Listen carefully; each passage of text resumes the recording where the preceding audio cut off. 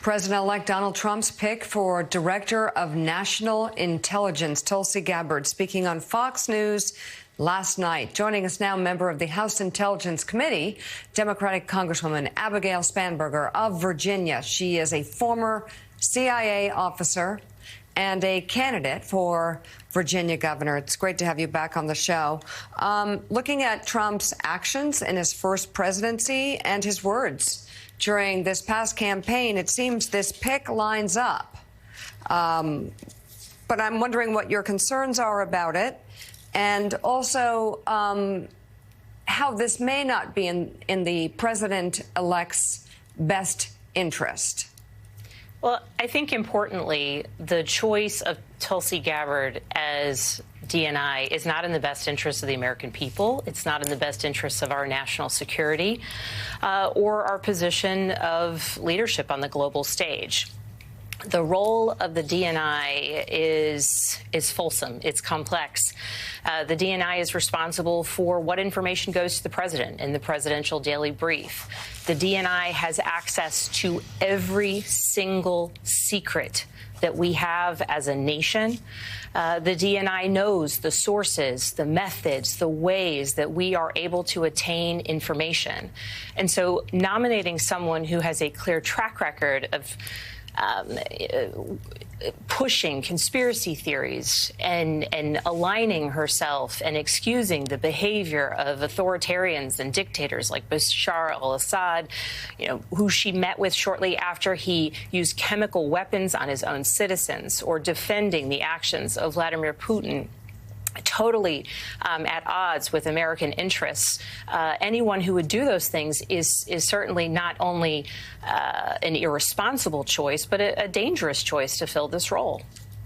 But isn't this what Donald Trump supported and said he would do? So, certainly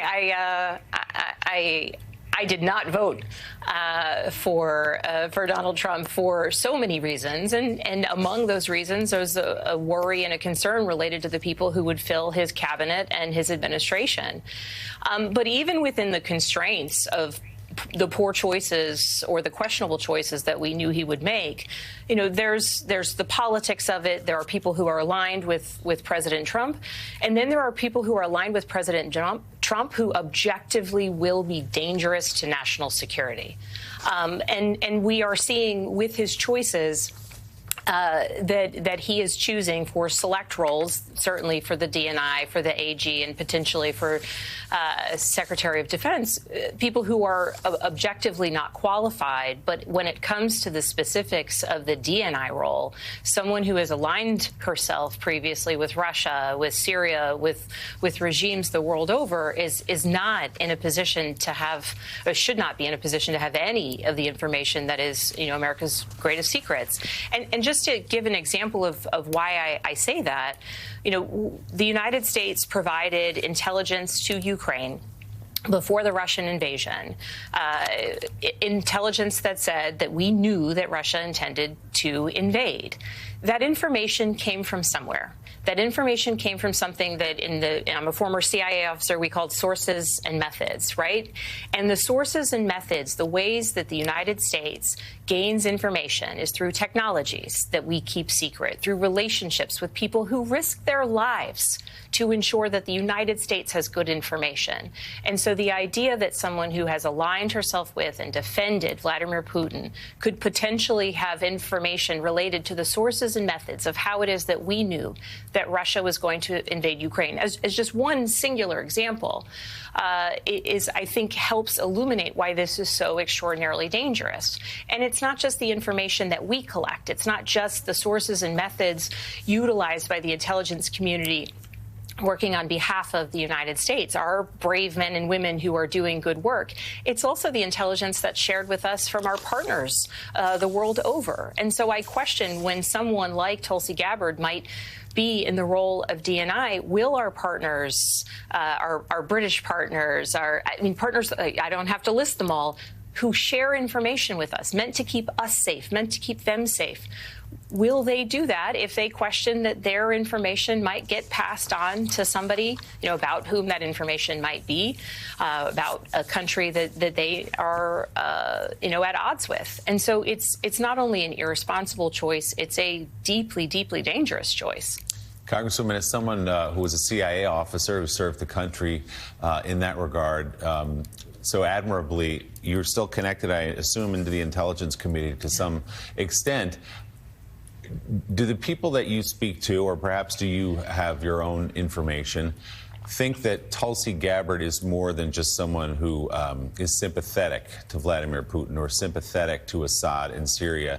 There is some theory we were talking about before that she may be more than that. What's your take?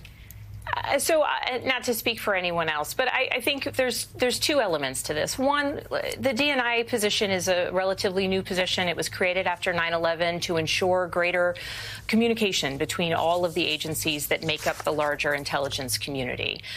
And so it's a relatively newer role. There have only been a limited number of individuals to fill that role. And so many of my former colleagues are reflecting on the prior choices between Negroponte or Clapper or Coates, right? Here are individuals with a proven track record of service to our country, whether it be themselves in the intelligence community, former DNI Coates on the Senate Intelligence Committee, also as an ambassador, right? People with certainly a bipartisan background of service.